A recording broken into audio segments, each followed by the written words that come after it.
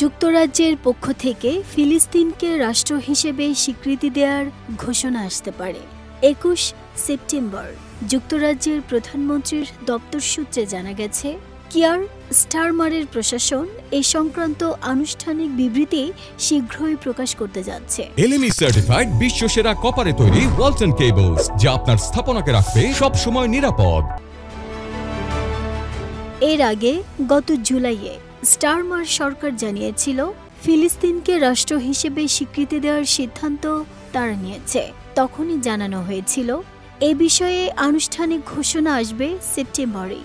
যুক্তরাজ্যের অবস্থান ছিল, ইসরায়েল যদি গাজায় যুদ্ধবিরতির শর্ত মানতে অস্বীকৃতি জানায় এবং দ্বিরাষ্ট্রভিত্তিক সমাধানের লক্ষ্যে দীর্ঘমেয়াদে টেকসই শান্তির পথে না এগোয়, তবে যুক্তরাজ্য ফিলিস্তিনকে রাষ্ট্র হিসেবে স্বীকৃতি দেবে।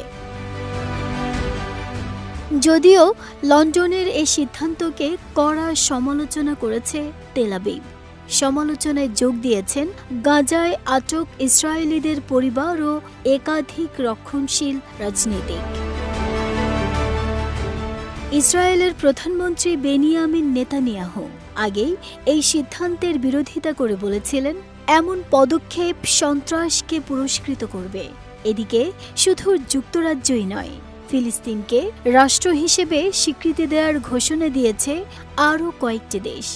এর মধ্যে রয়েছে ফ্রান্স, কানাডা, অস্ট্রেলিয়া, পর্তুগাল ও লুক্সেমবার্গ। ইতোমধ্যে দেশগুলো সে অনুযায়ী প্রস্তুতি নিতে শুরু করেছে। নাহিদা স্মৃতি, দেশ রূপান্তর।